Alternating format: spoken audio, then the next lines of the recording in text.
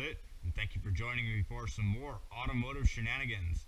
Here we got a video that I wish I had a year ago, and that is the essential wiring harness to do an AHU TDI swap. Now the AHU was found, at least in the States, between the 1996 and 1999 model years in Jettas or Passats. So that's how you know you're dealing with an AHU. And they also have this telltale lumpy valve cover, and ALH will probably have just a straight one. It won't have those sort of rounded edges. And fair warning, this is not by any means perfect. I've made a couple of deliberate deletes and a couple of just mistaken deletes, but the car runs great just as it is, and if you stick around, I'll show you how to get yours going the same way. Well, you'll probably want to be sure it runs before you're going to sit through the video, so here we go. Key on. It's really cold out, probably like 20 degrees, so we'll let it go for a second. Alright. Not quite. Like I said, it's cold.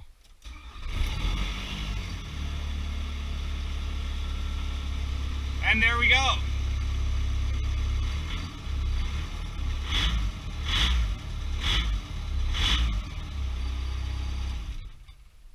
Turn that off before it kills me. This motor is a little bit simpler than most other swaps or gas engines.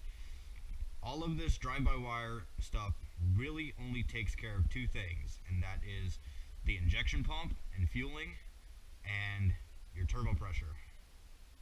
And pretty much everything else goes away. This thing doesn't have a throttle position sensor, it's a diesel. It doesn't have a crank position sensor. And really I have this pared down to about 3 essential wires.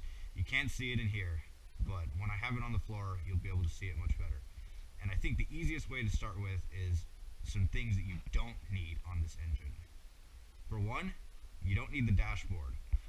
I've seen a lot of information saying you need a dash for TDI swaps. I think that's for the newer ones. For the AHU, as you saw, you don't need it. Second, there's the main wiring harness on the engine. It's a big connector right around there. You don't need that either. I had the other end of the plug, but it looks like it decided to run off. And you don't need the fuse box either. Here is my power on. I have it fused to a 15 amp fuse, and that's what I'm getting for power on. Okay, now things that you do need is a little bit of pressure stuff, because it's monitoring the boost and whatnot. You need this one pressure transducer. All the other ones can go. It's all like emissions related stuff and EGR. And this one goes, if you see this black line, that goes over here to atmosphere reference. This red one goes into the compressor, and this blue one goes to the wastegate. And give me a chance to take this thing out and I can show you how it goes a lot better. But when you're actually looking in your donor car, your ECU, it'll be up in this corner, hidden under some plastic, just like this. And the things that you really will be needing is this MAF sensor, like I said, this pressure transducer, and from there you can really go.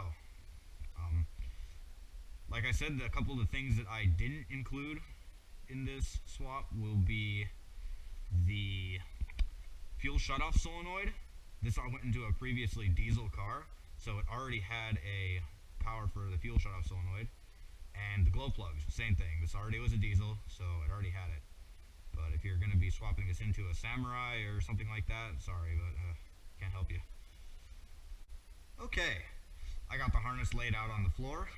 I don't know why anyone never bothered to do this before. My guess is a combination of elitism and wanting the juiciest TDIs to themselves. But I'd be more than happy to see more of these things rattling around. So here it is. Pretty much how you'd see it in the car, or as close as I can get it. Let's start from this side. Here you got your ground. This is hooked right to the battery. It's this large cable. And right here is my fused 15 power, and this is all bundled up to these black wires with yellow stripes. Right here, this is the only thing you need that comes from in the car. This is the throttle potentiometer. You're gonna have to find a place to put that, but it's your pedal. Necessary for the drive-by-wire. Here is what you need of the main harness. We got this black one, or this brown one, this 3-pin black one, and this large plug that goes on the injection pump. Like I said, I don't have the fuel shutoff solenoid, and you might be able to get away without this 3-pin, but the harness is small enough. I'm happy with that. And here in the middle we have things hooked up to the intercooler line. This is actually a tube that goes straight to the ECU right there. And then here we have another thing that plugs into it, which I'm assuming is the same thing, just an electrical signal.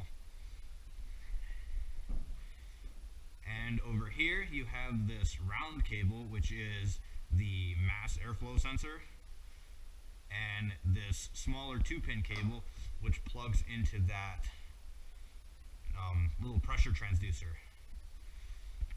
And all of that goes right there to the ECU. Well, I hope that was informative. It was honestly a way easier video to make than I expected, but that should be everything you need. And if you're interested in doing this, or you got some questions, or you want to tell me that I'm an idiot and that I'm missing something, feel free to drop it in the comments. And I really hope this helped some people out. Like I said, it would have really helped me out. Anyway, thank you very much. Have a good one.